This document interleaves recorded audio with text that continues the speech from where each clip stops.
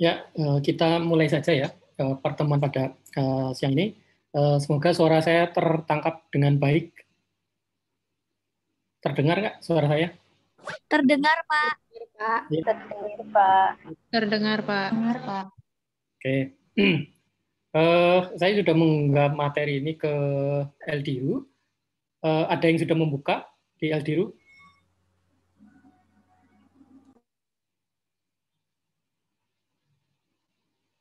Ada belum yang sudah membukanya di LDU? Sedang, Pak. Ya, oke. Semoga lancar ya yang LDU-nya. Baik, ada sejumlah materi saya taruh di situ yang kemudian saya peras, ya, saya peras dalam bentuk PowerPoint ini. Jadi nanti yang dijadikan sebagai referensi itu bukan presentasi lewat PowerPoint, tetapi bahan-bahan ajar yang sudah saya sampaikan di LDU melingkupi kebanyakan berupa buku dan juga ada satu artikel ya yang artikel berjudul Managing Popular Culture itu tulisan saya dan Pak Dalhar. Sebelum kita membahas lebih lanjut tentang apa itu sebetulnya studi budaya kontemporer dan bagaimana itu diterapkan untuk melihat perkembangan budaya di Indonesia, perlu saya tegaskan bahwa apa yang disebut sebagai budaya kontemporer itu juga sebetulnya merupakan perspektif teoritis juga ya. Jadi bukan semata-mata bidang kajian, tapi perspektif teoritis. Nah, namun sebelumnya pengertian kebudayaan sendiri sebenarnya seperti apa ya? Nah, ini yang akan saya uraikan sedikit pada bagian-bagian awal. Jadi kebudayaan ya itu merupakan kalau bahasa Inggrisnya itu culture ya. Makanya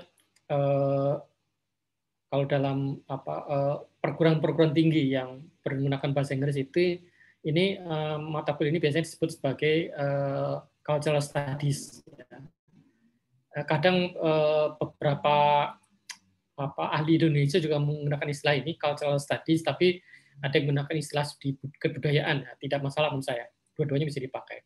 Jadi pengertian culture atau kultura ya, kultura itu kalau pada pengertian awalnya adalah mengacu pada ini, pada dunia flora ya, dunia flora fauna ya, dunia binatang dan tumbuhan ya. Karena pengertian kultura itu pada awalnya terkait dengan hal-hal yang mengenai pertanahan ya, pengolahan tanah ya, atau perawatan tanah juga termasuk perawatan tanah dan juga perawatan hewan ya, terkait juga dengan pengembangan tanaman atau ternak ya. Jadi pengertian kultura awalnya itu ya terkait dengan itu ya, pengolahan tanah, perawatan, pengembangan tanaman atau ternak dan hal-hal yang seputar itu ya, seputar terkait dengan pengolahan baik hewan maupun tanaman. Kemudian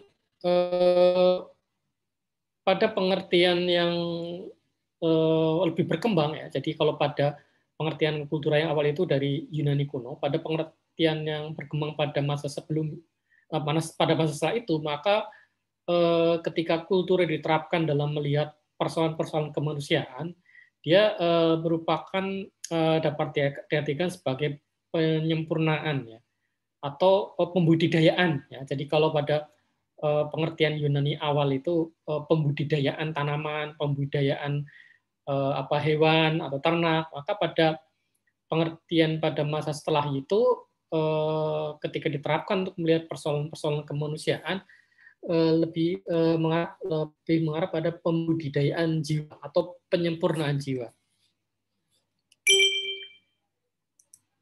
Nah, ketika masyarakat modern itu mulai berkembang, maka tiap-tiap masyarakat itu mengembangkan pengertiannya sendiri tentang kultura ini, atau tentang kebudayaan. Nah, kalau dari ranah kebudayaan atau ranah peradaban Jerman itu culture ya atau kultura ini merupakan pencapaian tertinggi dan khas dari satu masyarakat. Jadi kalau pada pengertian sebelumnya itu masih sangat umum ya, penyempurnaan jiwa. Tidak mengacu pada masyarakat, tapi kalau pengertian muncul oleh KJ peradaban Jerman modern itu yang mengarah pada satu masa tertentu, yaitu pencapaian tertinggi dan khas dari satu masyarakat tertentu. Nah, ketika dunia Eropa mengenal revolusi politik, terutama revolusi Prancis, itu kemudian ini mengalami sedikit perubahan. Jadi maju pada keberadaban manusia. Ya. Jadi kalau pada masyarakat Jerman itu diartikan sebagai pencapaian tertinggi yang khas, yang membedakan satu masyarakat dengan masyarakat lainnya, maka pada konteks masyarakat Prancis ya setelah mereka mengalami revolusi itu mengacu pada tercapainya suatu tatanan sosial yang baru. Ya. Jadi kalau pada pengertian Jerman itu pencapaian tertinggi dan khas, tapi kalau pada masa setelah revolusi Prancis itu ada sesuatu yang baru yang muncul dari masyarakat, yaitu adalah adanya manusia-manusia yang semakin beradab.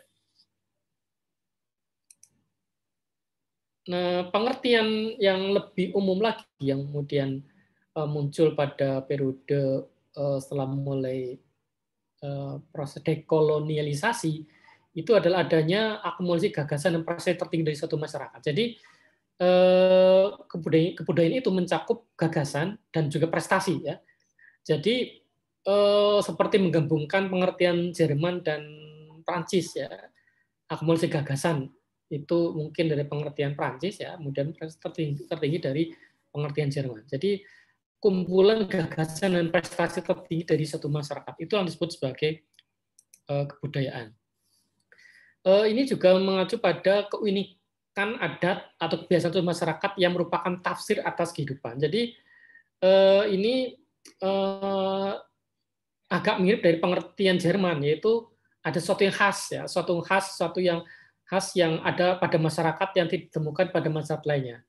Namun dia tidak melihat pada capaian-capaian prestasi atau capaian tatanan sosial, tapi lebih melihat pada adat atau kebiasaan yang unik. Yang mana lahirnya adat atau kebiasaan unik ini merupakan tafsir masyarakat setempat atas kehidupan. Itu sebabnya maka katakanlah orang seringkali mempunyai perayaan berbeda terhadap kelahiran ataupun kematian. Ya. Masyarakat di Asia itu menganggap kematian sebagai suatu hal yang membuat orang terpisah dari keluarganya, membuat orang itu terpisah dari dunia yang fana. Sehingga kemudian kematian dianggap sebagai suatu hal yang menyedihkan. Dan karena hal yang menyedihkan itu lambangnya adalah warna hitam, maka setiap orang yang menghadiri acara pemakaman atau layat gitu ya, layatan atau takziah itu kalau dalam tradisi Muslim itu cenderung untuk mengenakan pakaian yang cenderung gelap gitu ya. Apalagi kalau memang dia sengaja datang, kecuali kalau memang dia tidak sengaja datang, barangkali pakaiannya bisa saja pakaian yang warna-warni atau pakaian warna cerah gitu. Tapi kalau sengaja datang ke acara semacam itu, maka biasanya itu warnanya warna gelap atau bisa juga putih ya. Tapi intinya bukan warna-warna yang mencolok, bukan warna yang bukan warna yang bermacam-macam ya. Ini berbeda dengan masyarakat di Afrika yang punya tafsir yang berbeda atas kematian. Ya, jadi mereka melihat kematian itu suatu hal yang biasa saja, suatu hal yang ya wajar dari kehidupan mereka. Ya. Saya juga belum tahu persis ya bagaimana cara pandang mereka tentang kematian. Tapi yang jelas kurang lebih ya, apa yang saya lihat sebagai orang luar yang belum meneliti secara mendalam tentang masyarakat Afrika, mereka itu menganggap kematian sebagai suatu hal yang ya bahkan perlu dirayakan dalam kehidupan ya, sehingga upacara kematian mereka itu justru orang itu datang layat memberikan penghormatan pada yang sudah meninggal itu dengan pakaian warna-warni, warna cerah. Kemudian ketika ada peristiwa pemakaman, mereka itu justru menari-nari dan menyanyi-nyanyi. Karena mereka ya punya tafsir berbeda. Jadi mereka tidak mengenakan pakaian hitam atau putih, tapi warna-warna yang mencolok. Gitu. Jadi ini menurut saya pasti merupakan satu adat yang khas yang merupakan lahir dari tafsir mereka atas peristiwa semacam itu. Nah, menurut ini ahlinya studi budaya kontemporer ya, Raymond Williams ya, sosiolog juga. Raymond Williams bahkan juga kalau tidak salah juga tercatat dalam jajaran mazhab Frankfurt yang kalian sudah pelajari di teori sosial. Dia melihat bahwa ini pengertian secara umum sekali di Raymond Williams itu. Jadi kebudayaan adalah segala sesuatu yang merupakan karya dan praktek manusia. Jadi segala sesuatu yang dihasilkan manusia itulah kebudayaan. Cara berpakaian, pakaiannya itu sendiri, kemudian perangkat dikenakan orang, termasuk mungkin seperti ini merek kacamata, ya orang itu perlu pakai topi atau tidak, ya, topinya seperti apa, itu merupakan bagian dari kebudayaan. Bahkan yang seperti teknologi seperti pesawat, kapal, kemudian sepeda motor itu juga bagian dari kebudayaan. Itu menurut pengertian Raymond Williams. Nah, kalau menurut pengertian Ignaz Clayton, ini sosiolog asal Nusa Tenggara ya, sosiolog Indonesia. Jadi menurut Ignaz Clayton, karena beliau seorang sosiolog, beliau mengatakan bahwa kebudayaan itu merupakan hasil bentukan manusia, sekaligus yang membentuk manusia. Jadi membentuk kita adalah kebudayaan ya. Kita besar, kita tumbuh itu dengan kebudayaan. Kita dibentuk oleh kebudayaan. Orang yang tumbuh di yang besar dan tumbuh di Jawa itu akan cenderung dibesarkan dengan bahasa Jawa. Meskipun mungkin dia itu sebetulnya keturunan dari Sumatera. Ya. Ada adik kelas saya angkatan 1994 itu yang namanya kalau dari namanya itu sebetulnya Batak ya, perangin-angin belakangnya. Tapi karena dia itu tumbuh dan lahir besar di Jogja ya, dia nggak bisa bahasa Batak ya. Dia bahasanya bahasa Jogja itu, bahasa Jawa Jogja itu. Dia tidak sama sekali tidak bisa berbahasa Batak meskipun dia punya marga perangin-angin gitu. Ini contoh bagaimana dia dibentuk oleh kebudayaan di mana dia lahir. Tidak mesti dia itu dibentuk oleh kebudayaan yang menyertai namanya ya. Meskipun juga ada juga barangkali orang itu dibesarkan ya karena meskipun dia lahir besar tumbuh di Jawa, tetapi orang tuanya sangat keras, sangat ketat dalam mengajarkan kebudayaan setempat ya bisa saja dia tetap bisa berbahasa Batak atau bahasa daerah lainnya. Nah, tapi ini juga yang bentuk manusia. Artinya kebudayaan ini merupakan bentukan manusia juga. Bahasa, tradisi, adat itu yang bentuk manusia. Jadi ini pengertian deskripsi seperti itu. Saya kira ini kita juga sudah mendapatkan pengertian ini dari periode pengantar sosiologi. Saya kira juga mengajarkan tentang hal ini ya. Ketika ada teori mengatakan kebudayaan itu membentuk kita, yang tapi kita juga membentuk kebudayaan.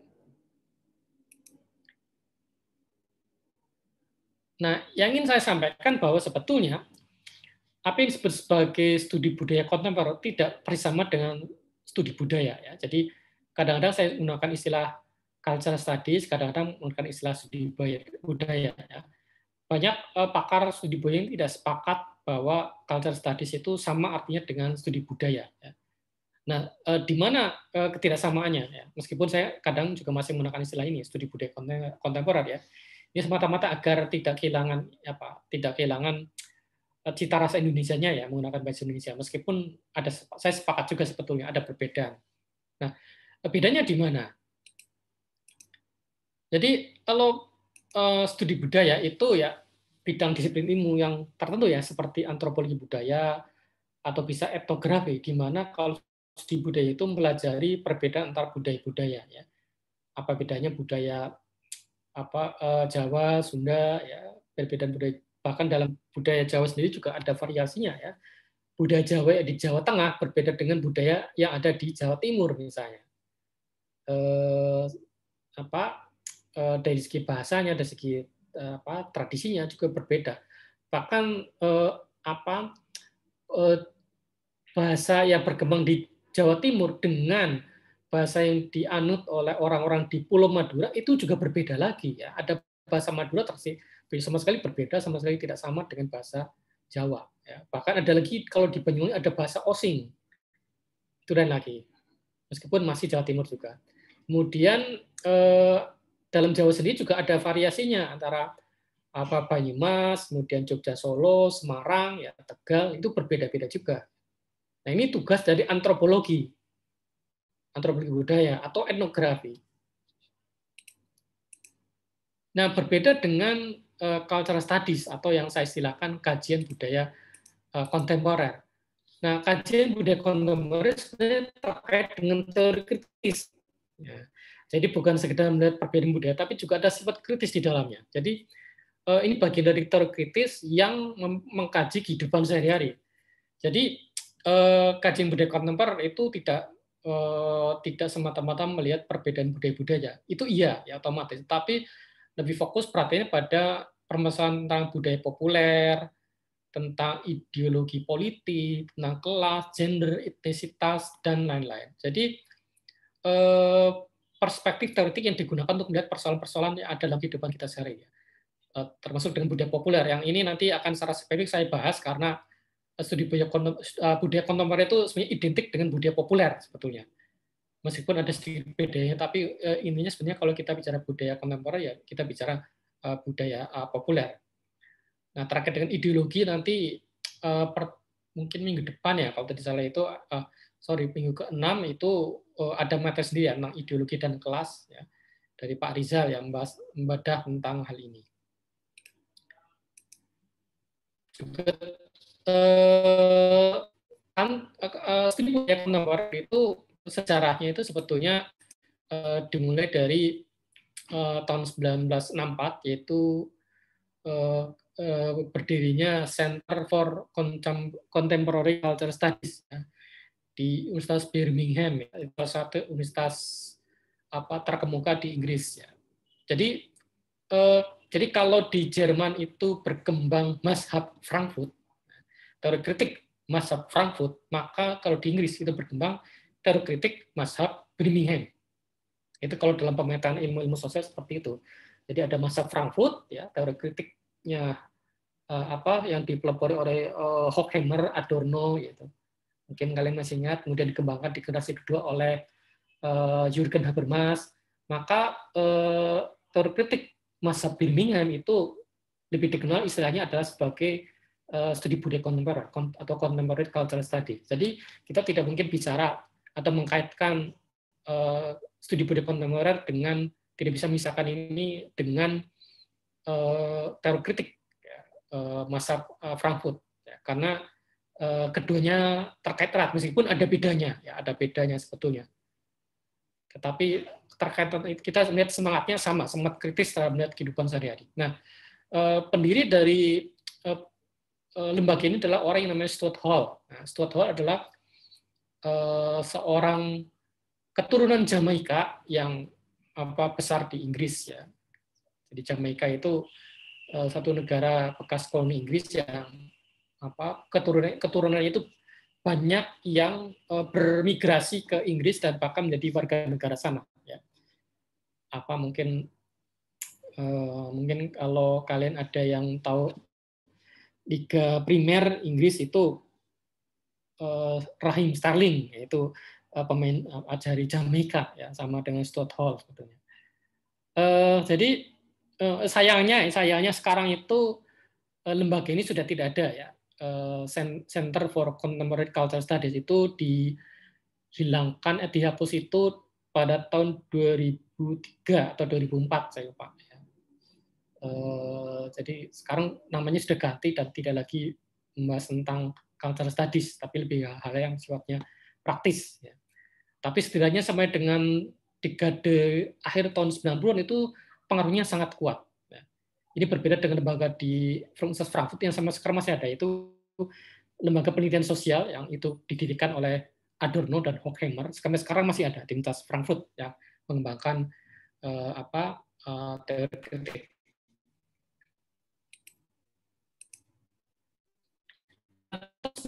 Itu Stuart Hall yang baru saja beberapa tahun sebelumnya itu mendirikan lembaga pusat studi budaya kontemporer di Birmingham itu dia menggunakan semacam gerakan intelektual internasional yang menggunakan metode Marxis untuk mengeksplor hubungan antara budaya atau superstruktur dengan infrastruktur. Jadi satu dasar utama dari studi budaya kontemporer tetaplah Marxisme. Ya. Jadi seperti teori kritik masa Frankfurt yang juga mengandalkan atau berpedoman pada Marxisme, maka studi budaya kontemporer juga tidak lepas dari Marxisme. Dan bahasanya tetap antara hubungan antara budaya dengan ekonomi politik, ya. Suprastruktur dengan infrastruktur. Kalau kita membaca pengertian Marx kan seperti itu ya, ada suprastruktur dan infrastruktur. Nah, hanya bedanya kalau dalam pengertian Marx itu yang namanya infrastruktur itu menentukan suprastruktur. Kondisi-kondisi material, kondisi ekonomi politik itu menentukan kondisi budaya. Tetapi dalam pengertian studi budaya kontemporer itu agak berbeda. Jadi hubungan antara supra dan infrastruktur itu tidak seperti Marx ya. Mereka melihat bahwa mereka dalam arti orang-orang studi budaya kontemporer melihat bahwa hubungannya sifatnya dinamis. Ya. Bisa jadi memang apa yang dalam suprastruktur dipengaruhi oleh infrastruktur, tapi juga suprastruktur menjadi satu wahana juga untuk adanya perjuangan atau pertempuran ekonomi politik ya. Ini karena pengertian Marxis yang dikembangkan oleh yang dianut oleh Richard Hogarth dan Stuart Hall, Richard Hogarth salah satu pendiri bersama dengan Stuart Hall itu mereka berhubungan lebih pada neo-Marxis ya, ajaran neo-Marxis dari Antonio Gramsci yang melihat bahwa budaya adalah kunci politik dan kontrol sosial. Ini karena pengembangan teori Gramsci tentang hegemoni. Ya. Kalau kalian masih ingat teori hegemoni dari Gramsci, dia akan mengatakan kira-kira mengatakan bahwa perjuangan untuk memperebutkan kepentingan kelas itu justru terjadi dalam ranah budaya. Karena cara orang untuk menaklukkan, cara satu kelas untuk menaklukkan kelas lain itu justru terjadi dalam ranah budaya. Jadi budaya adalah tempat satu kelas menaklukkan kelas lainnya, itu lewat budaya itu. Pengertian budaya ini luas ya, termasuk juga ideologi, termasuk pendidikan. Nah, pendidikan juga menjadi arena hegemoni dari kelas atas kepada kelas bawah. Ya. Nanti berkembang lebih jauh lagi kalau dikembangkan lagi teorinya dari Pierre Bourdieu juga masuk di situ, mengembangkan bagaimana misalnya perilaku kelas bawah itu seringkali digemani oleh perilaku kelas atas. Dalam pendidikan juga seperti itu. Nah, ini teorinya Bourdieu dipakai oleh ini ya, entah itu kakak kelas atau ininya atau kawan kelas kalian ya, apa yang sudah menulis buku itu ya, Rahmania Isna ya, yang menulis buku bersama sekolah gitu, yang menggunakan Bourdieu itu juga kaitannya dengan ya teori hegemoninya Gramsci. Nah, ini dilakukan oleh Stuart seperti itu. Jadi dia seperti menginternasionalisasikan atau kalau saya pinjam istilah globalisasi, mengglobalisasi aspek contemporary atau budaya kontemporer. Jadi sebenarnya itu adalah satu disiplin akademis ya, satu disiplin akademis yang menggabungkan ekonomi, sosiologi, filsafat sosial, antropologi budaya, dan sejarah kritik seni untuk bagaimana budaya pada berbagai ragam masyarakat. Jadi tidak fokus pada perbedaan-perbedaan budaya. Ini kalau tadi studi budaya yang konvensional ya, antropologi ataupun etnografi kan melihat perbedaan budaya-budaya dari berbagai macam masyarakat. Nah, kalau di sini tidak semata-mata perbedaan, ada strukturnya sama antar berbagai budaya. Nah, yang lebih membedakan lagi adalah kalau perspektif studi budaya itu hanya menggunakan perspektif antropologi atau sosiologi saja, kalau ini berbeda. Kalau studi budaya kontemporer juga mengembangkan ekonomi politik karena melihat persoalan, kalau menggunakan pendekatan ekonomi politik juga menggunakan pendekatan ilmu komunikasi. Karena salah satunya tadi karena salah satunya melihat isi media. Ya. Filsafat sosial juga dipakai, teori sastra juga dipakai. Karena studi budaya kontemporer itu ya salah satu kajian pertamanya tentang sastra, dunia sastra. Teori media dipakai, kemudian sekarang dikembangkan pada studi film atau studi tentang video. Juga sekarang studi tentang video juga banyak menggunakan pendekatan studi budaya kontemporer. Antropologi budaya tetap dipakai. Yang jelas bahwa ini merupakan istilahnya lintas disiplin ya, pendekatan yang sifatnya lintas disiplin. Tetapi dimatakan bahwa studi budaya kontemporer juga bukan semata-mata lintas disiplin atau multidisiplin, tapi istilahnya itu post disiplin ya, sudah mulai perbatasan, bukannya perbatasan antar disiplin ilmu, tapi perbatasan antara teori dan praktek. Jadi kalau kita bicara studi budaya kontemporer, kita juga bicara soal tindakan atau praktek. Ini saya kira pengaruh dari Marx juga saya kira sangat jelas.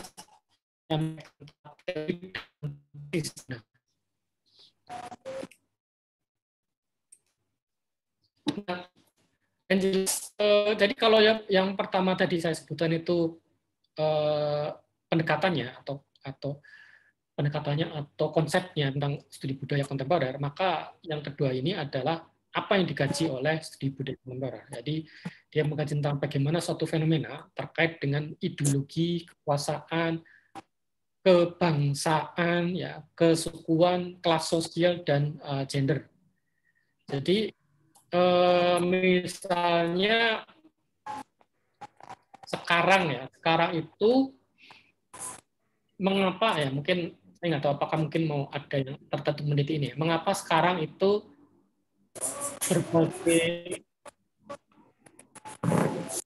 berbagai komunitas ya, berbagai komunitas atau berbagai kelompok itu cenderung itu untuk bikin seragamnya sendiri-sendiri. Nah, ini kalian kan pasti punya seragam angkatan kan? Segi berapa 18? Ada tidak apa angkatannya, apa seragamnya? Atau mungkin alumni ya. Saya juga punya ya, seragam alumni SMP, SD ada, ya, SMA belum ada, ya. Kuliah ada, saya punya seragamnya.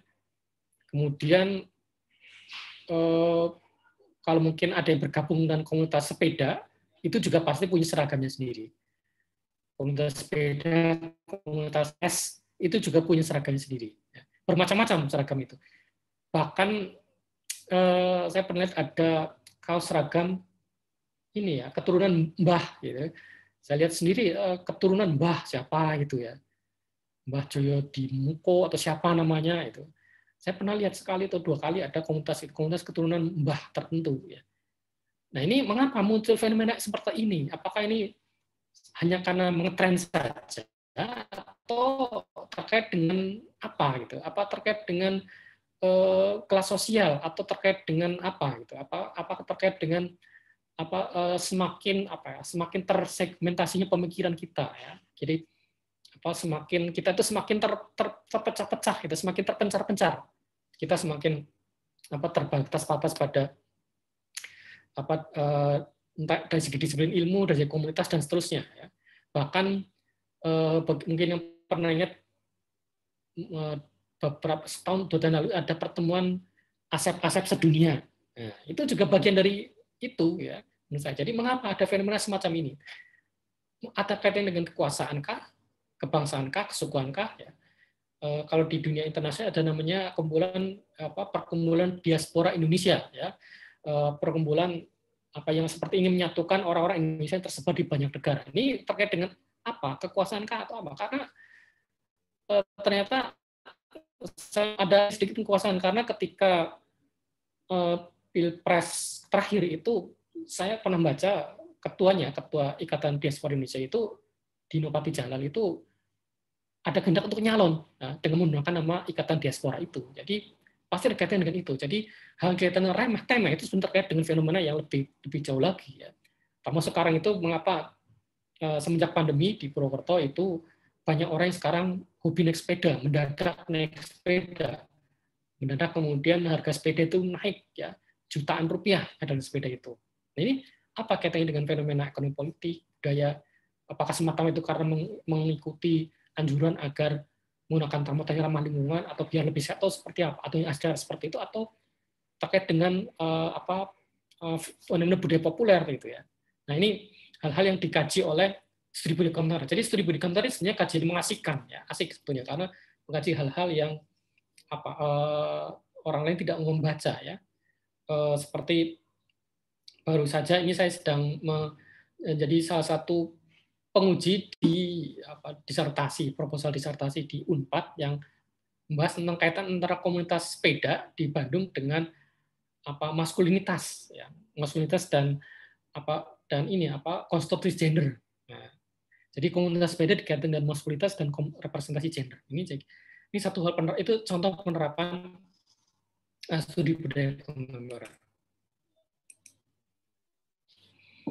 Nah, karena saya akan bahwa studi budaya kontemporer tidak lepas terkait dengan tindakan, ya, maka ini tentunya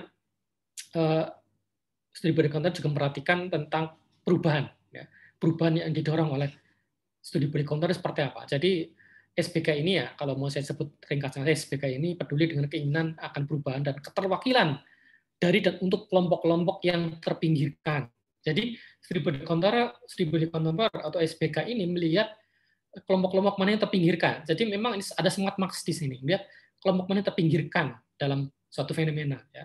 Dan sering dengan itu maka mendorong bagaimana agar kelompok terpinggirkan itu bisa dibela. Jadi bagaimana caranya ketika studi SBK ini misalnya melihat bahwa dalam dunia media masih ada ketimpangan gender, ya, maka bagaimana caranya agar gender lebih terrepresentasikan. Ketika budaya kontemporer ini melihat misalnya SBK ini melihat misalnya bahwa dalam film itu perempuan dalam film horor, ini bicara soal penelitian yang saya tahun ini, mengapa perempuan dalam film horor itu selalu ditampilkan dalam entah itu korban atau pelaku ya, selalu korban yang tidak berdaya atau pelaku yang kejam. Kalau dalam film horor kan seperti itu. Mengapa ya ada fenomena seperti itu? Dan bagaimana caranya agar ini bisa berubah, agar para pembuat film tidak lagi menempatkan perempuan sebagai semata-mata ya pelaku, entah itu korban yang lemah atau pelaku yang keji, pelaku yang kejam. Kan kalau kita amati hampir semua hantu dalam film horor Indonesia atau luar negeri juga itu adalah perempuan. Mengapa? Dan bagaimana caranya itu bisa berubah? Ya, tidak semata-mata hantunya itu perempuan seperti itu. Nah, ini termasuk wilayah kajian dari studi budaya kontemporer. Nah, kajian SBK ini juga merupakan politik. Ya. Jadi karena yang dibincangkan oleh Stuart Hall adalah bahwa ini bukan semata-mata hal yang menarik, unik, ya, tetapi terkait dengan kekuasaan dan politik. Ya. Jadi pengertian politik itu ya luas. Politik bukan hanya pengertian hubungan eksekutif legislatif, hubungan antara rakyat dengan negara, tapi juga hubungan antar kelompok, ya, anak kelompok masyarakat. Dengan di situ pasti ada persoalan kekuasaan dan politik. Dan kemudian akan adanya perubahan dengan adanya presentasi atas dan bagi kelompok sosial yang terpinggirkan.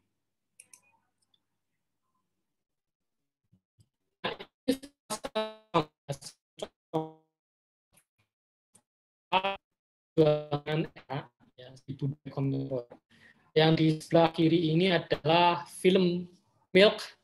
Film Milk ini adalah film yang didasarkan pada kisah nyata, yaitu perjuangan seorang politisi, ya, yang secara terbuka yang mengakui sebagai gay untuk berjuang untuk menduduki kursi anggota Senat negara bagian kalau tidak salah. Ya. Pada masa itu dia adalah Milk ini, John Milk itu siapa lupa? Ini adalah memang betul-betul orang pertama di dunia politik yang nyalon sebagai senator yang gay. Ya, jadi gay ini terbalik kalimatnya. Orang gay pertama yang nyalon sebagai politisi di Amerika, Milk ini. Nah, dia melihat bagaimana sosok homoseksual itu masih terpinggirkan. Nah, studi budaya kontemporer itu melihat bagaimana ini ditampilkan dalam film. Juga bagaimana film ini menampilkan sekaligus juga merubah image orang di Amerika yang kemudian tidak lagi melakukan diskriminasi terhadap orang-orang homoseksual. Nah, jadi ini yang penting untuk dicatat ya, bahwa sebetulnya sampai dengan tahun 70 akhir itu pandangan terhadap orang homoseksual di Amerika juga negatif. Negatif. Tapi kemudian setelah itu semakin mengalami perbaikan. Kemudian di yang sebelah kanan adalah seorang penyanyi rap ya, namanya Tupac Shakur yang dia itu memperjuangkan representasi orang-orang kulit hitam ya, karena sampai pada saat dia ada dan sampai sekarang sebenarnya orang-orang kulit hitam masih mengalami diskriminasi. Terbukti kemarin kan kita baca ada orang-orang kulit hitam untuk tidak lagi didiskriminasi itu masih harus dilanjutkan. Nah, ini Tupac Shakur yang kemudian meninggal akibat tewas ya, ditembak oleh geng, kelompok geng itu. Dia memperjuangkan itu melalui lirik-lirik lagunya yang mengecam kebrutalan polisi terhadap orang-orang kulit hitam di Amerika yang sampai sekarang masih terus terjadi. Ini contoh studi penerapan SBK itu seperti itu. Jadi melihat film, melihat lirik lagu, ya, melihat penyanyi dan seterusnya. Jadi unsur utama kajian Willy Conner itu terus pertanyaan tentang representasi ya, bagaimana dunia dikonstruksi dan direpresentasikan secara sosial pada dan oleh kita. Jadi bagaimana kita melihat dunia di sekitar kita, juga bagaimana dunia di sekitar kita diperlihatkan pada kita ya. Karena begini, karena kita melihat dunia itu pasti melalui lensa ya. Kita perlu lensa untuk melihat dunia. Lensanya apa? Bermacam-macam. Ideologi, media ya. Kemudian posisi kelas sosial itu lensa yang membuat kita terbentuk melihat dunia sekitar kita. Kita yang dibesarkan sebagai orang dari kelas menengah ke atas, misalnya orang yang dibesarkan dari memang orang tuanya itu taruhlah sama-sama dosen, ya. Itu kita akan punya lensa yang berbeda daripada kita yang dibesarkan dari orang tua yang biasa saja, yang misalnya bukan dosen, misalnya orang tuanya taruhlah anggota TNI ya, ibunya ibu rumah tangga biasa. Itu lensanya pasti beda yang digunakan. Meskipun sama-sama jadi mahasiswa sosiologi taruhlah. Nah, mungkin ini kalian bisa berkaca sendiri ya. Mungkin di sini ada yang latar belakang orangnya berbeda, pasti mengaruhi cara pandang kita juga ya. Kemudian lensa lainnya adalah media. Media itu membentuk cara pandang kita terhadap dunia sekitar kita. Apalagi dengan ada media sosial.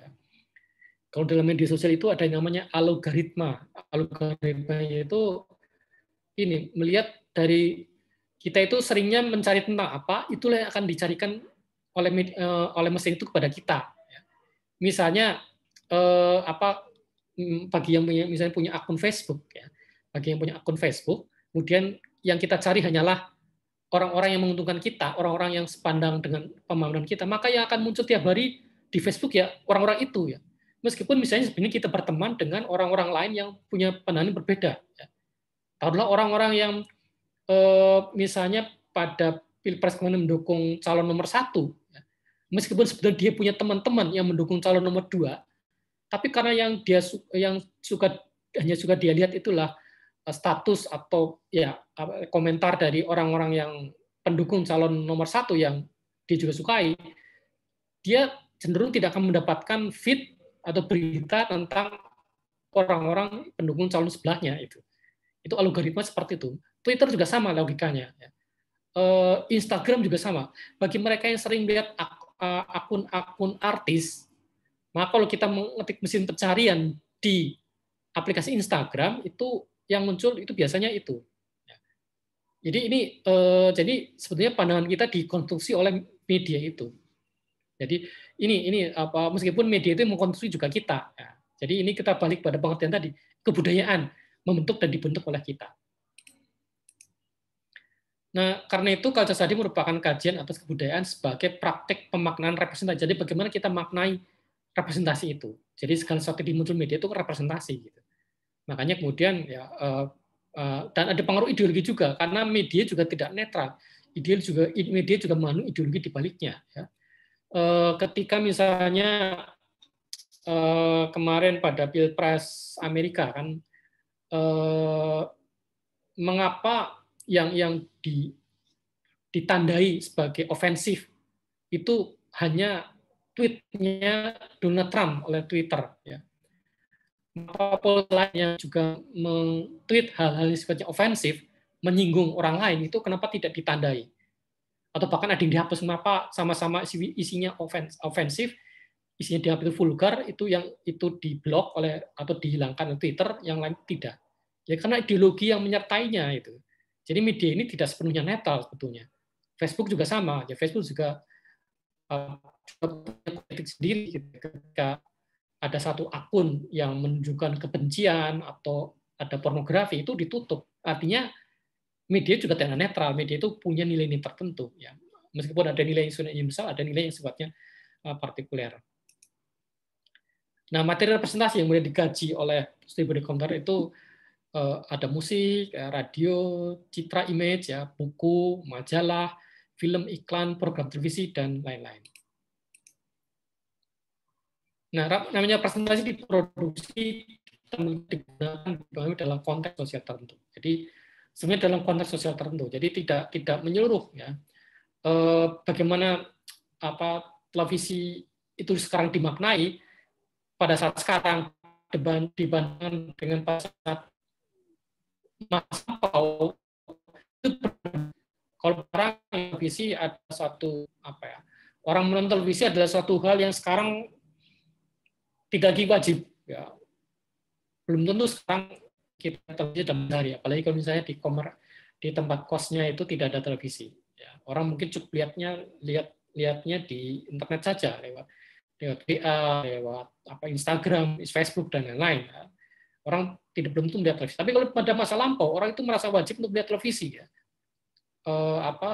Mungkin kalian sering mendengar ketika pertama ada televisi di kampung, maka orang ramai-ramai nonton televisi ya. Televisi milik satu orang nonton ramai-ramai, dipajang di luar rumah, orang ramai-ramai. Apalagi kalau ada tontonan yang populer seperti sepak bola, itu seperti ada nobar ya, nonton bareng di satu desa ketika desa itu belum ada televisi. Jadi maknanya beda, sama-sama barang, tapi maknanya beda. Dulu dianggap sebagai barang yang mewah, sekarang tidak lagi dianggap sebagai barang yang mewah. Nah, ada sejumlah konsep kunci dalam kita maknai praktek pemahaman kebudayaan.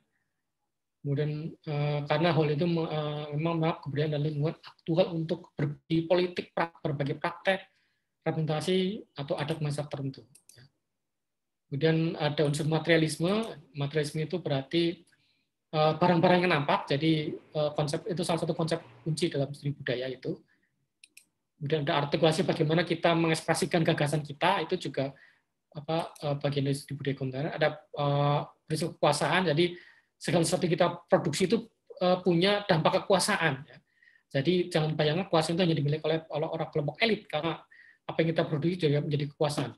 Misalnya ketika kita memviralkan ya, suatu hal yang menurut kita tidak benar, maka kita sebetulnya dalam konteks tertentu menunjukkan praktek kekuasaan ya. Misalnya saya ingat beberapa tahun lalu itu 1 tahun lalu ya, ada viral itu ini seorang orang di Jakarta yang dia itu melakukan tindakan langsung terhadap orang-orang yang menggunakan busway untuk motor pribadi. Ya, ini saya lupa dia melakukan apa ya, entah itu mungkin dihalangi dengan tongkat atau apa, saya lupa ya. Tapi dia melakukan respon kepada orang yang dia itu melanggar peraturan. Tapi selama ini tidak tersentuh oleh peraturan. Jadi ini salah satu contoh praktek kuasa itu seperti itu. Bagaimana dalam konteks yang positif, ya, dalam arti dia menunjukkan bagaimana orang itu tidak bisa mena-mena, tidak bisa seenaknya menggunakan busway yang sebetulnya hanya boleh digunakan oleh bus Transjakarta. Kemudian kita bicara soal budaya pop, ya ini nanti terutama kita bicarakan. Ya.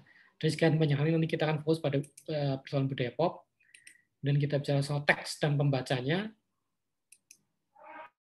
dan subjektivitas dan identitas. Jadi anti-esensialisme itu artinya ini apa gini. Jadi anti-esensialisme artinya bahwa kita tidak melihat bahwa sesuatu hal itu tetap tidak berubah-ubah gitu. Tidak ada hal yang terus-menerus tetap, tidak hal yang terus-menerus tidak berubah ya. Segala sesuatu pasti mengalami perubahan. Itu anti-esensialisme seperti itu. Juga tidak melihat itu ada suatu hal yang penunggalan. Nah, contoh esensialisme adalah bahwa misalnya gini, ada stereotip bahwa orang Jawa itu lemah lembut, kemudian penuh dengan lemah lembut, terus penuh dengan aturan-aturan berbahasa, ya, kemudian sopan santun, penuh dengan basa-basi. Itu esensialisme. Pandangan melihat bahwa Jawa itu seperti itu, dari dulu sampai sekarang seperti itu, dan dimanapun orang Jawa pasti seperti itu. Itulah yang ditolak oleh studi budaya kontemporer. Tidak semua orang Jawa seperti itu. Orang Jawa Banyumas ya tidak seperti itu ya. Mungkin kalau orang Jogja Solo mengenal misalnya 5 tingkat bahasa, tapi orang Banyumas tidak sampai 5, ya mungkin 2 atau 3 tingkat bahasa saja kalau orang Banyumas itu. Itu contoh anti-esensialis. Jadi kemudian juga pandangan bahwa namanya perempuan itu seperti ini ya, perempuan itu lemah, kemudian emosional dan seterusnya.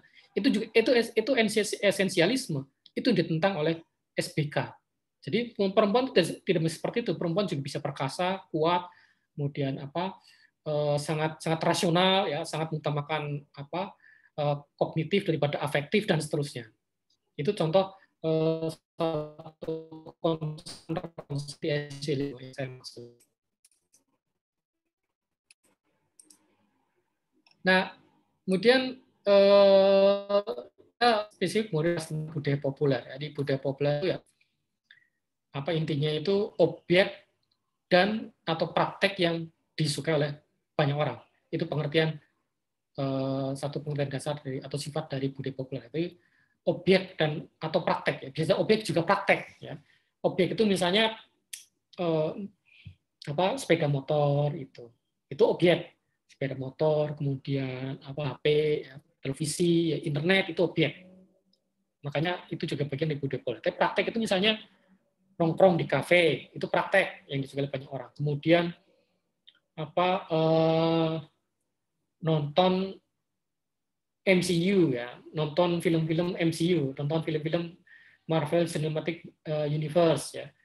Kemudian nonton Netflix ya, zamannya streaming sekarang. Itu praktek yang disukai banyak orang. Itu juga termasuk budaya populer. Kemudian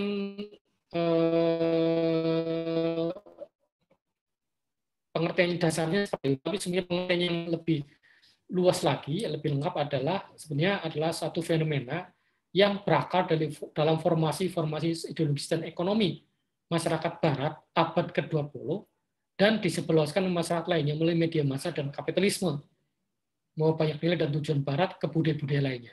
Nah, jadi bukan semata-mata yang disukai oleh banyak orang, tapi ada unsur ideologi di sini, ya, membawa ideologi Barat. Ya. Tidak semua nilai yang disebarkan lewat budaya populer itu nilai Barat, tapi kan nilai-nilai dari Barat yang budaya populer. Pasti ada ekonomisnya, ya. Karena ketika kita misalnya terus-menerus terdorong untuk selalu menonton film produksi MCU, ya, termasuk ketika itu di Netflix, sehingga kemudian banyak orang yang sekarang langganan Netflix. Mungkin kalian juga ada yang punya Telkomsel, saya kira bisa langganan Netflix ya. Itu kemudian pasti menyumbang secara ekonomi bagi perusahaan di mana MCU itu berasal. Gitu. Jadi ada nilai-nilai ekonomisnya juga. Jadi kita mengonsumsi produk Barat, MCU, kita juga berarti memberikan nilai ekonomi bagi produk Barat itu. Kita ngasih, istilah kasarnya kita ngasih uang kepada produk Barat tadi, produsen Barat tadi. Dan itu ada prosesnya, itu kita bisa melakukan itu karena ada proses media massa yang buat kita ternina-bobokan oleh iklan, oleh citraan yang terkait dengan budaya Barat tadi, budaya tersebut, produk budaya populer tersebut. Kemudian ini diorganisir oleh prinsip-prinsip pasar, diciptakan untuk menciptakan laba bagi para penciptanya, dan diproduksi untuk memberikan hiburan bagi para konsumennya. Jadi ada keterlibatan pasar di situ. Jadi pasti dalam budaya populer itu ada unsur pasar, hampir pasti ya. Diciptakan untuk bukan untuk apa biar orang banyak itu senang, ya. Bukan semata-mata agar memuaskan keinginan orang saja, keinginan idealis orang, tetapi ada unsur penciptaan keuntungan dan diproduksi memberikan hiburan. Jadi budaya populer itu pasti memberikan hiburan, budaya populer itu. Jadi segala sesuatu itu punya nilai budaya populer sekarang. Segala sesuatu karena segala sesuatu punya nilai hiburan. Nah, kemudian saya melanjutkan dengan perkembangan budaya populer di Indonesia. Ini saya ambil dari artikel Managing Popular Culture yang ada dalam salah satu referensi di mata kuliah ini, di pertemuan keempat ini. Silakan nanti dilihat di Eldiru. Ini yang saya tulis bersama dengan Pak Dahlar. Jadi ada 4 periode perkembangan budaya populer. Ada periode Orde Lama atau masa demokrasi terpimpin tahun 59 sampai dengan tahun 65. Memang sebelumnya sudah budaya populer, tapi saya kira agak terlalu panjang lebar kalau kita agak memakan waktu kalau sampai bicaranya itu populer masa Belanda pada masa Jepang, itu terlalu makan waktu. Kita langsung aja ke periode Orde Lama. Jadi kebijakan yang diterapkan oleh Orde Lama terhadap budaya populer dari pertama sangat ketat terhadap populer dari barat itu. Nah, ini contoh pembatasan. Jadi bukan dikenal sebagai orang yang ya tidak suka terhadap musik. Karena itu ini saya kira ini contoh yang ikonik ya. Beliau ketika sedang di suatu restoran di Filipina itu suatu restoran di Jakarta ya, kemudian ternyata restoran itu menyajikan hiburan nyanyi berupa lagu-lagu Filipina. Kelompok penyanyi Filipina, tapi mereka itu membawakan lagu-lagu barat. Ini menariknya ya, kelompok penyanyi Filipina menyanyikan lagu-lagu barat. Nah, Bung Karno menolak untuk mendengarnya. Bukan berarti Bung Karno benci terhadap budaya populer dari barat, beliau benci terhadap musik pop barat, tetapi kurang pantas di restoran di Indonesia yang disajikan sebagai hiburan adalah musik barat. Kalau ini disajikan di barat itu nggak masalah, beliau itu pasti menerima, tapi menerima sajian hiburan barat tapi di Indonesia itu hal yang tidak dapat terima. Ini yang beliau kemudian menutup telinganya, ya. Jadi beliau tidak bisa melarang langsung, tapi menunjukkan ketidaksukaannya dengan cara seperti ini. Ini contoh dari bentuk pembatasan, ya, pembatasan yang ada. Nah, memang Bung Karno sendiri tidak pernah mengeluarkan satu perintah resmi, tapi menteri-menterinya itu yang menafsirkan bahwa beliau tidak suka dengan musik barat, sehingga kemudian setelah itu kemudian muncul peraturan dari Menteri Pariwisata bahwa tidak boleh restoran itu menyajikan hiburan musik barat pada para pelanggannya, seperti dialami oleh Bung Karno. Nah, pada periode Orde Lama juga melarang film-film Hollywood, karena film-film Hollywood dianggap sebagai bagian dari neokolonialisme dan imperialisme, serta mengalihkan perhatian rakyat dari revolusi. Nah, ini karena memang tema Bung Karno, tema Orde Lama pada masa itu adalah bahwa revolusi belum selesai.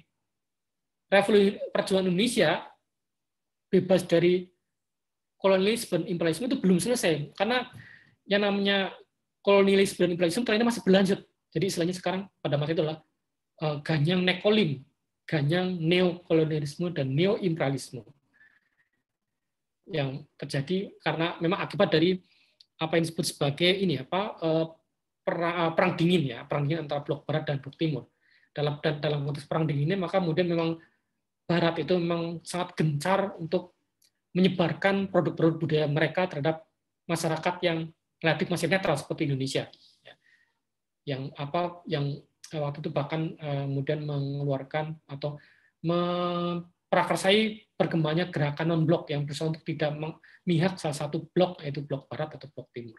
Nah, banjirnya film-film Hollywood ke Indonesia adalah bagian sebagai bagian dari itu, sehingga kemudian akhirnya atas propaganda dari kelompok yang menentang Nekolim, yaitu yang paling jelas menentang Nekolim adalah PKI, maka akhirnya kemudian film-film Hollywood itu dilarang untuk masuk. Jadi kedekatan Orde Lama dengan PKI pada menjelang akhir Orde Lama ini ya, tahun 60-an itu karena memang PKI itu menunjukkan tindakan dan ideologi dan tindakan yang sesuai dengan keinginan Bung Karno, yaitu kritis atau anti atau paling tidak kritis terhadap Barat.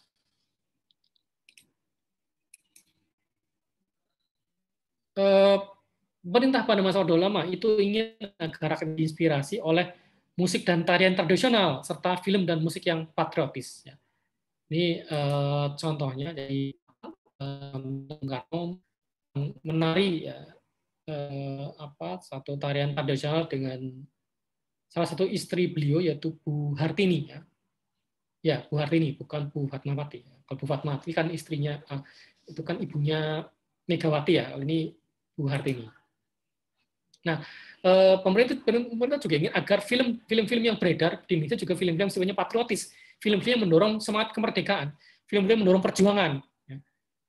Makanya tema film-film pada masa itu adalah tema-tema yang sifatnya patriotik, tema-tema film kemerdekaan, yang nasionalis, yang bertema percintaan di masa itu. Tidak ada film horor di masa itu, tidak ada film romansa, tidak ada film horor. Tidak ada film komedi, semua film itu temanya perjuangan. Itu yang ada pada masa Orde Lama. Nah, budaya populer ini semuanya karena budaya populer di Barat itu sebagai ancaman dan hambatan bagi budaya Indonesia ingin dibangun pemerintah. Jadi pemerintah waktu itu memang selain itu berusaha untuk melawan Nekolim, juga ingin mengembangkan budaya Indonesia. Nah, dalam konteks mengembangkan budaya Indonesia, maka memang budaya asing, budaya Barat terutama, itu memang ditolak masuk. Dihalangi perkembangannya di Indonesia.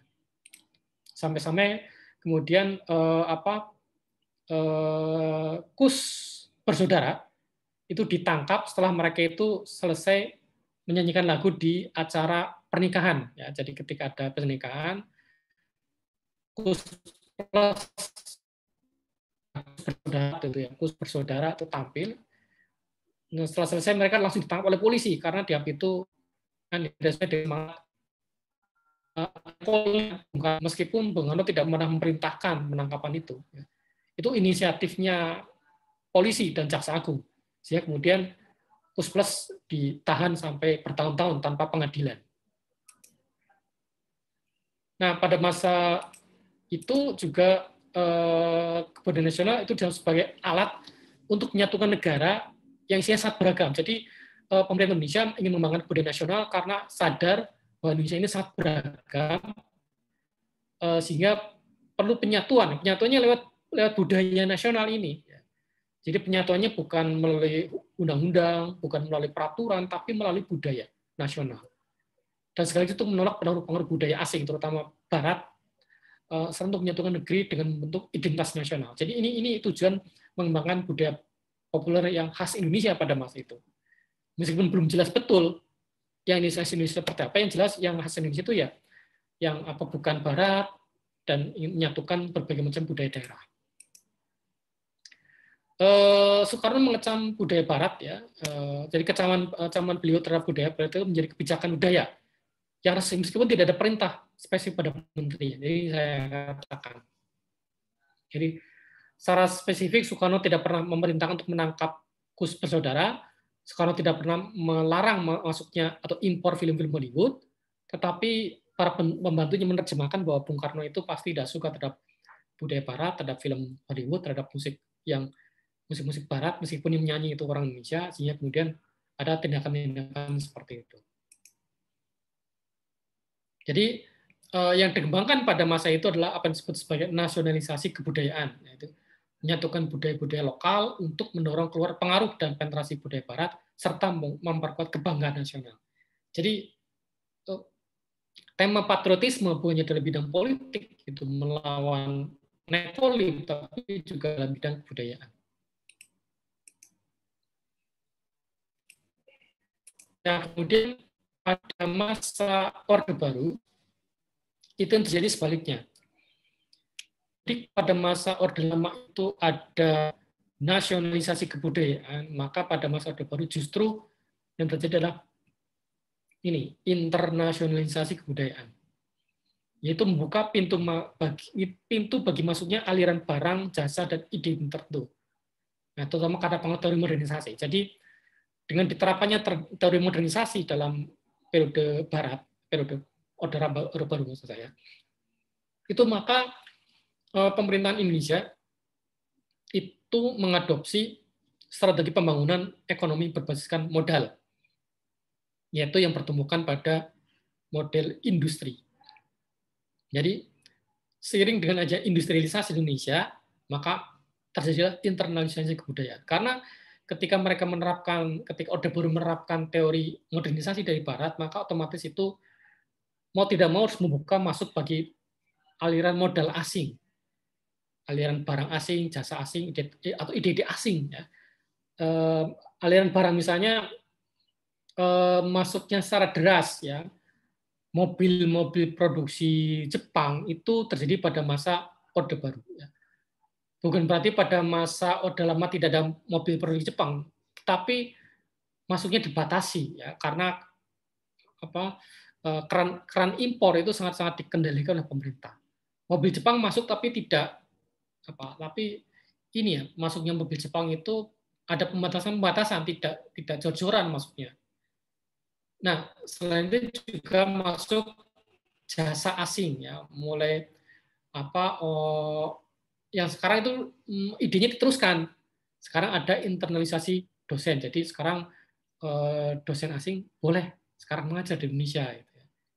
Kemudian muncul ide tertentu, ya, tadi termasuk ide tentang penggunaan adanya industrialisasi, ide tentang membuka banyak lembaga perbankan, itu teori-teori Barat, itu yang banyak dipakai. Meskipun demikian memang ada tidak semuanya, ya. Jadi ini menariknya bahwa di satu sisi secara ekonomi menerima masuknya Barat, ya, secara kebudayaan juga sebagian menerima, tapi secara politik menolak apa yang disebut sebagai liberalisasi politik. Jadi memang secara resmi, ya, kalau di masa Orde Baru memang ada demokrasi.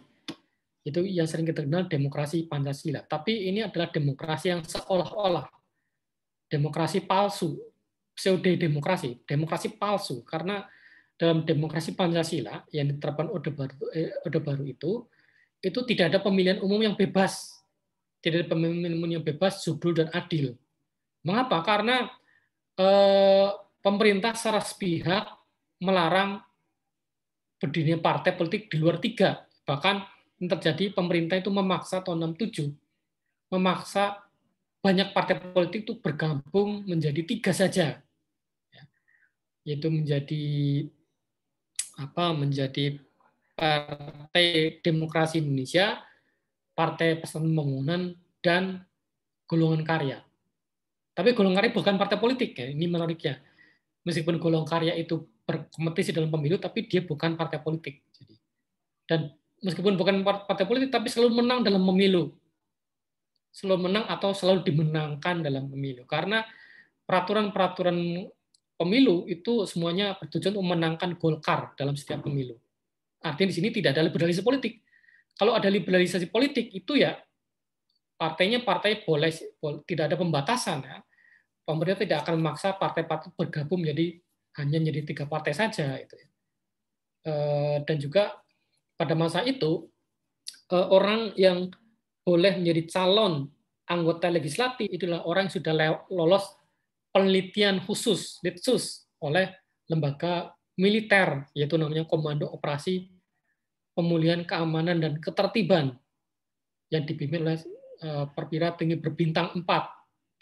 Artinya, orang yang mau nyalon sebagai anggota legislatif, DPRD, DPR, atau ada MPR, itu harus diseleksi oleh tentara. Nah, Nah, waktu itu yang boleh memilih presiden adalah MPR. MPR itu sebagian besar adalah DPR. DPR diseleksi tentara. Tentara panglima tertingginya adalah presiden. Jadi presiden menyeleksi orang yang nanti akan memilih dia. Makanya presidennya sama terus-menerus pada masa itu. Nah, ini contoh dari liberalisasi anti terhadap liberalistik. Makanya kemudian pada masa itu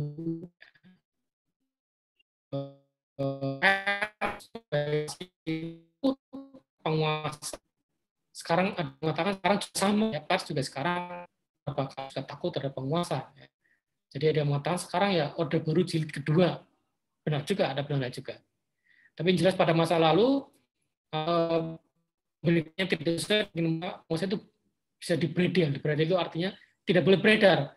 Bahkan karena beritanya ditutup, medianya ditutup, koran, majalah, televisi ya, yang bukan televisi, koran dan majalah yang tidak sesuai dengan pemerintahnya itu ditutup. Termasuk ketika ada kelompok berita dan majalah yang memberitakan bahwa ternyata 42 kapal selam yang dibeli dari Jerman ternyata barang rongsokan, itu diberitakan oleh banyak media, dikatakan itu barang rongsokan, itu kemudian dibredel, tidak boleh beredar oleh penguasa, tidak boleh terbit lagi. Itu contoh sangat dibatasi kebebasan pers. Kemudian, nah pada masa sekarang orang seperti rindu, seakan-akan apa orang menganggap sekarang itu kondisi lebih buruk daripada masa lalu ya. Isi kepenak zaman kuto ya, itu iklan yang sering kita lihat di jalan-jalan ya. Sejak 2014 ini saya lihat itu. Seakan-akan orang itu rindu pada zaman Soeharto karena itu murah ya. Murah, kemudian apa buah-buahan ya, semuanya murah. Tapi murah nyawa Anda juga murah pada masa itu. Karena ketika Anda itu di masa itu ya, di masa itu hidup pada masa itu dan merantau, maka bisa dibunuh tanpa jelas siapa yang bunuh. Tahun 80-an itu ada yang namanya Petrus ya, penembakan misterius di mana ada puluhan nyawa, puluhan orang tergeletak mati tanpa jelas siapa pelakunya. Tahu-tahu mereka mati dalam kondisi tewas, tertembak, tidak ada yang tahu siapa pelakunya sampai sekarang. Tapi kemudian diakui bahwa itu adalah pelaksanaan dari Petrus yang operasi penembakan misterius yang dilakukan oleh aparat militer di banyak daerah untuk menghabisi orang-orang yang dianggap itu gali. Gali itu ini apa? Orang dianggap itu sebagai preman, membasmi para preman. Masalahnya dianggap itu preman itu semua orang yang bertato. Jadi tidak melihat itu kapannya seperti apa, pokoknya yang pakai tato pasti dianggap itu preman, gali, langsung ditembak di tempat. Itu terjadi pada masa Soeharto. Kemudian ada juga cerita tentang, ini juga kisah nyata ketika tahun 78 atau 79 ya, ketika para aktivis mahasiswa menolak pembangunan taman mini ya, taman mini di Ancol itu ditolak karena menghabiskan biaya negara. Maka mengkritik, kemudian diundang oleh Pak Harto datang ke istananya. Nah, ketika para mahasiswa mengkritik itu Pak Harto diam-diam saja ya, senyum-senyum gitu. Senyum. Ya baik.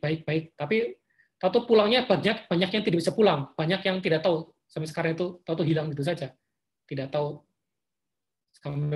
di mana dan apakah masih hidup atau tidak ya. Ada yang tahu pulang ke rumah itu wajahnya, pulang ke kos-kosan itu wajahnya babak belur, dia bilangnya sih ketabrak motor atau kepleset ya. Atau banyak juga yang tahu-tahu ini kakinya pincang ya, tadi bilangnya ketabrak mobil di pinggir jalan atau mendadak kepleset jatuh mukanya ya, bilangnya seperti itu ya. Tapi dia tahu mereka itu mengalami seperti itu ya karena mengkritik pemerintah itu.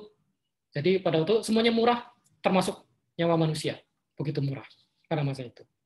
Juga kita mencatat korban di Aceh ya, akibat operasi militer itu ada ribuan orang.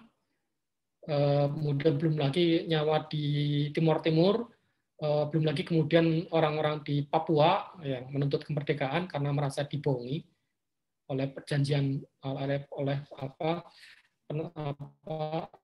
yang bohong-bohongan. Itu terjadi semuanya banyak kan di masa Orde Baru. Jadi begitu banyak korbannya, atau belum lagi mengingat dengan orang-orang yang dianggap itu simpatisan PKI tapi dibunuh. Hanya dianggap simpatisan padahal. Ya. Itu korbannya ada mengatakan sampai 1,5 juta orang. Ini banyak kira liputan media tentang itu. Ya. Bahkan kalau saya sendiri bisa bercerita ketika saya penelitian tahun 2017 di sebuah desa di Kecamatan Cipari Cilacap bersama dengan Pak Jarot, ya, Pak Dekan, waktu itu belum menjadi dekan, itu menurut keterangan pada tahun 65 itu sungainya merah. Sungainya merah karena orang-orang itu setelah dibunuh itu langsung dibuat cemplungan ke sungai. Nah, mereka yang dibunuh adalah orang yang dianggap itu PKI, padahal belum tentu PKI. Ya. Hanya sekedar mungkin pernah menerima patsul dari BTI, Barisan Tani Indonesia, dan seterusnya. Jadi ini korban-korban Orde Baru. Tapi dianggap itu satu hal, tapi ini sering diabaikan. Nah, juga pada masa itu budaya nasional digunakan untuk mengendalikan lawan-lawan politik dan menindas kritik intelektual. Ya. Jadi misalnya ada ini dikritik oleh SPK, ya, penerapan esensialisme kebudayaan. Jadi dianggap itu adalah timur, orang tidak suka protes, orang timur itu nerima, orang timur itu santun. Sehingga kalau ada orang demo itu tidak sesuai budaya timur.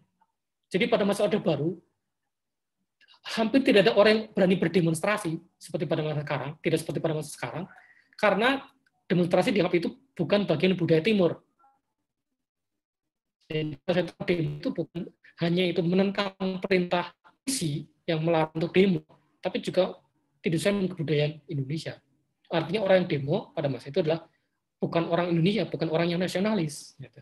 Itu contoh bagaimana pemerintah menggunakan budaya nasional untuk menindas kritik terhadap Orde Baru. Nah, ini tadi kritik dan protes tidak sesuai dengan apa yang disebut pemerintah Indonesia sebagai budaya Indonesia, ya.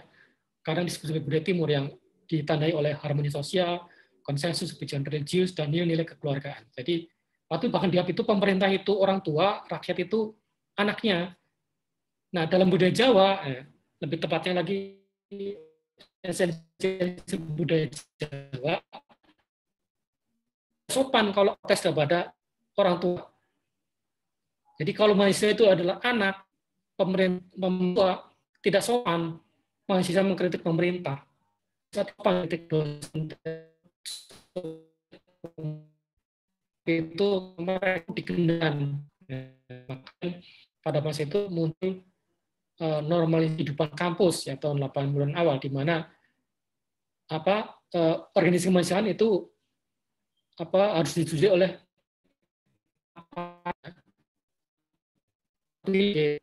ketua senat mahasiswa, harus disetujui oleh rektor.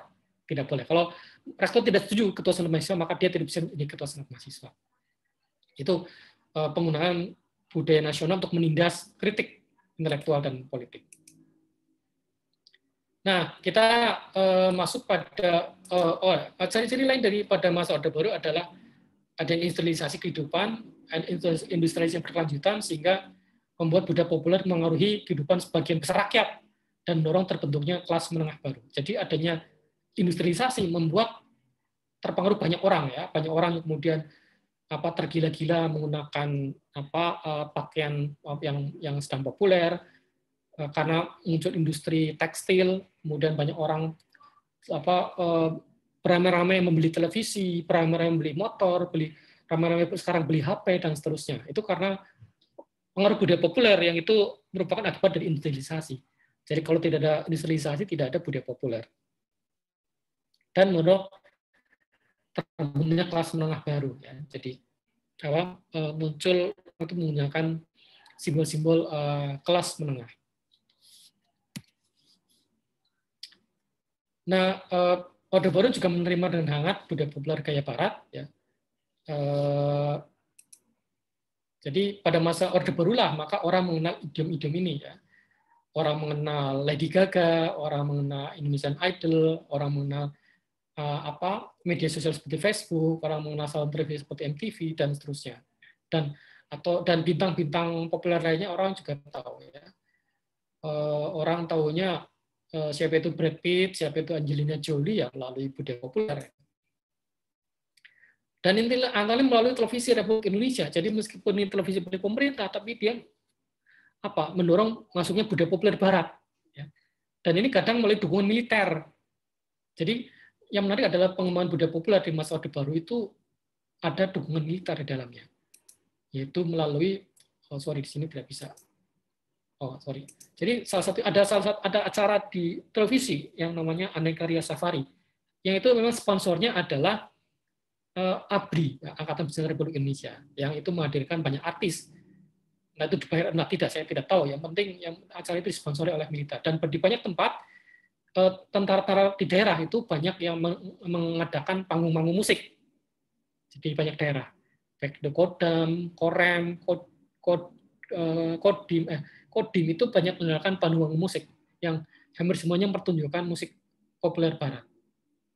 Ya, memang ada dangdutan, tapi dangdut itu kan juga campuran musik populer Barat juga sebetulnya. Tidak semuanya pengaruh Melayu atau Timur Tengah ya, bahkan unsur budaya Baratnya sangat kental ya. Lagu-lagunya Via Valen misalnya itu kan unsur budaya Baratnya sangat kental daripada unsur Melayu. Ya. Semenjak zamannya Rhoma Irama bahkan. Rhoma Irama sendiri kan juga dia penggemar musik rock Barat sebetulnya, Rhoma Irama itu. Nah, dia menggabungkan dengan nuansa musik Melayu dan ada sedikit mengambil musik Timur Tengah, ya. Tapi kebanyakan sebenarnya dangdut itu sebenarnya budaya pop Barat, meskipun sepertinya seperti Timur Tengah, seperti Melayu, tapi sebenarnya kalau kita lihat elemen-elemennya itu sangat Barat. Kalau dangdut baru ini cengkok dangdut ya, banyak yang sebenarnya musik pop sebetulnya, tapi harus memaksa harus menyanyi dangdut yang sebenarnya bukan dangdut juga sebetulnya. Jadi ini contoh pengaruh dalam dunia musik Indonesia. Nah, ini juga membuat jumlah film Indonesia meningkat dan sekian banyak film Hollywood itu diimpor ya. Jadi semenjak musik Orde Baru berkuasa, film Barat kembali masuk ya, kembali masuk sampai dengan sekarang juga ya. Meskipun juga membuka masuknya film-film dari sinema di Asia ya, dari India terutama ya, India dan dari Mandarin. Nah, jadi pada masa itu, pada masa pasca Orde Baru kemudian ya, ini memang pengaruh Orde Baru masih ada, tapi ada hal yang lebih rumit lagi, lebih kompleks lagi di masa pasca Orde Baru. Jadi terjadi liberalisme ya. Jadi kalau dulu itu stasiun TV gratis itu cuma satu, yaitu TVRI pada masa Orde Baru berkembang. Bahkan yang TV-TV swasta itu yang pertama-tama beredar itu justru milik penguasa Orde Baru ya.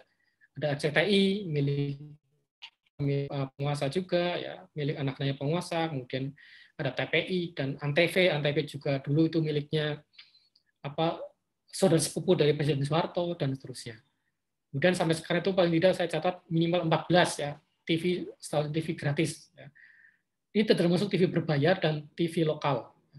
Jaringan TV berjumlah minimal 50, jadi seluruh Indonesia itu ada 50 jaringan TV ya, termasuk TV lokal, TV berbayar dan lain-lain, atau yang langgan, atau barangkali ada yang ini saya belum hitung ini ya, yang TV streaming ya, saya belum hitung itu. Kemudian meningkatnya ketergantungan pada iklan komersial ya, di mana iklan komersial seperti ini itu merupakan contoh ekonomi perkembangannya ekonomi pasar neoliberal yang menjadi unsur sangat penting. Memperkenalkan pola budaya, moralitas, dan etika dari masyarakat lainnya dari berbagai penjuru. Jadi kita bisa melihat kemudian bagaimana nilai-nilai dari orang bukannya dari Amerika ya, tapi juga dari Korea seperti apa nilai-nilainya, dari Jepang seperti apa, dari India seperti apa, dari Cina seperti apa. Kita bisa melihat itu semua melalui TV. Cara mereka berdandan, cara mereka berpakaian, cara mereka apa yang mereka makan, ya. Itu sekarang ditiru oleh banyak orang. Kemudian termasuk kompetisi dulu MasterChef, kemudian ada MasterChef Indonesia, ya, ada X Factor Indonesia, dan banyak lagi. Jadi gaya rambut populer, fashion, fast food, ya, dapur bergaya keluarga Amerika, bintang-bintang Hollywood, seni bela diri Cina, boyband Taiwan, ya, grup rock Jepang, dan layanan TV Korea, sebagainya itu telah menjadi bagian dari kehidupan rumah tangga di Indonesia, ya. Termasuk ini saya kira ya yang sekarang memang sangat berkembang dan memang menjadi diplomasi Korea Selatan adalah pengembangan budaya populer Korea yang saya kira sekarang juga makin pesat berkembangnya, bahkan sampai di Purwokerto itu ada beberapa komunitas penggemar budaya pop Korea ya. Ini ada salah satu teman kalian yang meneliti tentang ini. Saya tidak tahu ikut kuliah ini atau tidak ya. Kalau dari 2018 sebetulnya ikut kuliah ini karena terkait dengan itu ya, tentang pengaruh budaya populer Korea bahkan sampai dengan kota Purwokerto yang dapat dikatakan bukan kota besar atau belum menjadi kota besar. Nah, ini juga ditandai dengan semakin meningkatnya penggunaan budaya populer di kalangan kelompok elit ya. Tokoh-tokoh penting termasuk politisi berusaha keras agar mereka itu kelihatan relevan, atraktif dan up to date di mata masyarakat. Ini contohnya seperti ini. Jadi ini di panggung Pilpres 2009 ya, di mana para calon presiden itu beramai-ramai mempertontonkan kebolehan mereka, kemauan mereka itu dalam bernyanyi. Ya. Ada Wiranto yang suaranya yang bagus, ya dia tampil di banyak TV. Ada SBY, ya meskipun suaranya tidak sebagus Wiranto, tapi pede dan bahkan selama beliau berkuasa selama 10 tahun menghasilkan 4 album musik. Ya. Jadi bayangkan presiden bukan prestasi itu politisi selalu nampak itu agar memiliki ciri-ciri budaya populer politisi modern sekarang. Dan juga kita mendapat sekarang nama-nama terkenal di dunia musik, TV, sinema, fashion yang menyebarkan pesona populer dirinya mereka sendiri. Nah ini contoh terakhir kemarin para artis yang nyalon, ada yang sukses, ada yang tidak ya. Ada yang melewati partai politik lama, ada yang menggunakan partai politik baru, ya, termasuk Giring, Miji, ya, mulai nyalon PSI. Tapi kalau di sini yang saya lihat itu memang kebanyakan lewat partai yang agak baru, yaitu Nasdem. Ya, banyak ada Nurul Komar, kemudian ada Luki Hakim, ada bahkan Cut Meyuriska yang sekarang istrinya Roger Danuarta ya. Ada Nisa Bahar, Rena Melinda, Bertrand Martin, banyak lagi. Yang PDI ada 13, ya, PKB ada 7 ya. Kemudian dari PAN itu bahkan pada sebelumnya sempat disebut sebagai singkatannya PAN itu Partai Artis Nasional karena banyak artis yang sebelumnya itu nyalonnya lewat PAN. Kemudian ada juga banyak yang mencalonkan yang barangkali belum terdata di sini.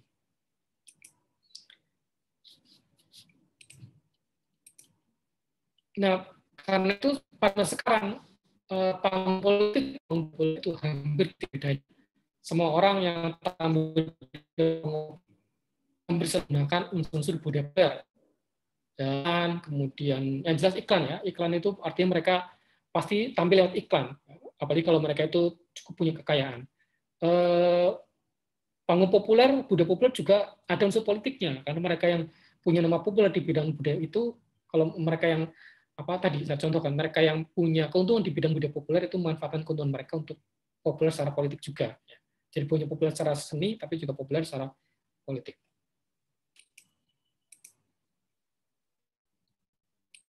Nah, kemudian yang dapat saya katakan ya, kalau saya menggunakan SBK ya, studi budaya kontemporer untuk melihat budaya populer pasca Orde Baru adalah ini merupakan perluasan dari kapitalisme, di mana kapitalis itu merespon revitalisasi dengan gaya hidup terkini, termasuk gaya hidup yang bernuansa keagamaan. Jadi kapitalis itu sangatlah fleksibel ya, dia bisa merespon permintaan pasar seperti apapun, termasuk pasar agama. Jadi agama atau lebih tepatnya para pemeluk agama sekarang juga menjadi pangsa pasar baru ya. Jadi ketika gairah penonton-penonton atau penikmat budaya pop itu semakin menunjukkan ciri-ciri keagamaan, mereka juga merespon itu. Pasar kapitalis juga merespon itu, sehingga muncullah yang seperti ini ya. Ini contoh sedikit saja tentang contoh bagaimana respon pasar terhadap budaya pop, terhadap respon pasar neoliberal terhadap permintaan penikmat budaya populer yang semakin berhasrat pada simbol-simbol keislaman. Sehingga muncul salah satunya adalah muncul majalah-majalah fashion keislaman yang justru menunjukkan kemewahan. Ini kalau kita lihat busana muslim atau tidak, ini saya lupa. Ini bisa ada mungkin ada bisa ini muslim atau tidak ya. Yang jelas ini ada unsur jilbabnya di sini. Ini tapi ini tidak sebenarnya pengaruh Timur Tengah ya. Apakah ada banyak pengaruh Barat? Saya lihat ini juga bahkan ada pengaruh dari Cina, dari pengaruh dari India, bermacam-macam. Jadi busana keagamaan itu bisa saja merupakan busana yang mewah sifatnya. Ini contoh tuntutan dari pasar neoliberal itu seperti itu.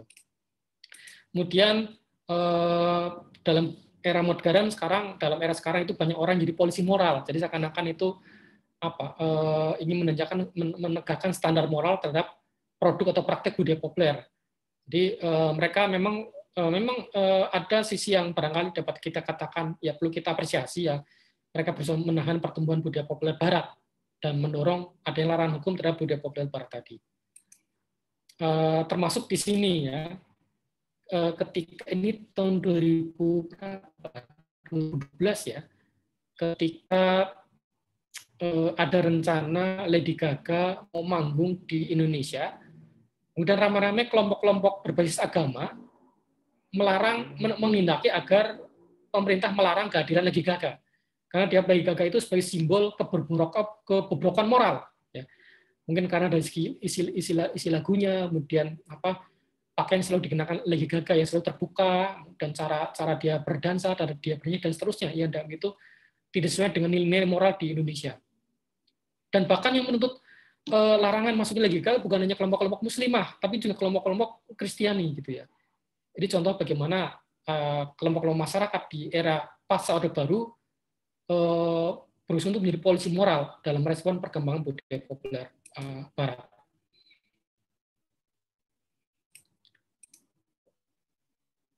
Nah, itu juga menjadi tempat pertemuan ideologis. Jadi memang ada tarik-menarik ideologi antara ideologi yang berbasis pada keagamaan dan ideologi yang berbasis pada liberalisme, ya, untuk mencapai posisi yang hegemoni. Ini mana yang kuat? Apakah ideologi liberal yang terpengaruh Barat atau ideologi keagamaan? Meskipun itu juga dari perspektif tertentu, ya. Nah, dalam kasus Lady Gaga itu muncul hal yang menarik. Jadi ini sampai pada ini, ya. Jadi munculnya meme-meme seperti ini. Jadi Lady Gaga boleh pentas di Indonesia asalkan menyesuaikan diri dengan budaya Indonesia, ya. Dia harus mengenakan kemben, ya, atau mengenakan jilbab atau nyanyi hard rock gitu. Itu boleh Lady Gaga itu tampil di Indonesia asalkan ini. Ini meme, ya, ini. Artinya ini merupakan bentuk pertarungan ideologi. Di balik meme itu kelihatannya lucu, itu ada pertarungan ideologi di baliknya, yaitu upaya untuk melakukan rekonsiliasi antara ideologi liberal Barat, ya, dengan yang ikonnya adalah Lady Gaga, dengan aspirasi ideologis keislaman atau aspirasi ideologis keagamaan yang menghendaki dia berpakaian sopan dan seterusnya. Nah, kemudian hal keempat yang terakhir ingin saya katakan adalah pada masa budaya populer era Barat ini, pasca Orde Baru itu orang semakin bebas mengekspresikan identitasnya, sehingga kemudian orang ramai-ramai punya akun Instagram, ya, bahkan ada yang punya second account. Ya, ini ada yang memiliki tentang second account, ya, kelas kalian angkatan 2015 antara 2014 sampai 16 saya lupa. Yang jelas dia memiliki tentang second account di Instagram. Ini karena katanya kalau orang itu hanya punya satu akun saja, seringkali merasa kurang bebas. Seringkali dia harus merasa apa yang ditampilkan dalam Instagram itu sesuatu yang kelihatan sopan, sesuai dengan image dia sebagai manusia dan seterusnya. Karena itu dia perlu punya akun kedua yang menunjukkan dia itu bagaimana, sehingga kadang-kadang dalam akunnya yang kedua ini dia bebas betul mengekspresikan dirinya sendiri, ya. Misalnya dalam akun pertama mengenakan jilbab, akun kedua dia tidak mengenakan jilbab, seperti itu. Contohnya kebebasan orang itu punya second account. Ini termasuk ekspresi identitas. Dan juga kita melihat runtuhnya yang publik, hasilnya personal itu diumbar ke publik. Ya. Ini termasuk acaranya Uya Kuya ya, yang seringkali menyatakan hal-hal yang sebenarnya sifatnya publik ya, hal-hal yang sifatnya personal tapi justru diomongkan ke banyak orang gitu ya. Sering banyak tampilkan kan ini apa yang setia, laki-laki yang setia. Setia itu artinya punya selingkuhan di tiap kota. Setia itu pengertiannya sekarang ya. Setia itu selingkuhan di tiap kota. Ini kemudian ditampakkan di apa ya? Diblejeti, selain Jawanya diblejeti atau dipeloroti aibnya, dikemukakan aibnya di muka banyak orang lewat tayangan televisi gitu. Bahkan sehingga kemudian terjadi konflik antara mereka. Kemudian, nah ini contoh eksibisi barang mantan yang pernah dilakukan oleh salah satu dosen kalian, Mas Wisma, itu tahun 2008-2009. Mereka tahun 2018 itu pernah melakukan eksibisi barang mantan di Stukovi ya. Waktu itu Stukovi itu baru saja ada ya. 2004 atau 2019 saya lupa. Jadi hal yang bersifat tadi personal itu dirayakan, ditampilkan dengan perayaan seperti ini. Orang pada ekspedisi barang mantan itu orang-orang yang pernah punya mantan masih menyimpan barang-barang mantan mereka dipersilakan untuk menampilkan di kafe tersebut. Ya. Entah itu surat, entah itu mungkin pensil atau ballpoint atau baju atau apapun. Gitu. Justru luka itu suatu hal yang tidak perlu ditangisi, luka itu perlu disambut. Ya. Jadi makanya kemudian mungkin lagunya Endang Sukamti dan itu ya The Rain itu ya yang orang itu punya bersyukur punya banyak mantan sehingga bisa belajar dari itu. Jadi saya kira contoh dari bagaimana antara publik itu semakin menguntungkan. Saya kira itu yang dapat saya sampaikan pada pertemuan kali ini. Ya. Ada yang barangkali ada yang mau ditanya.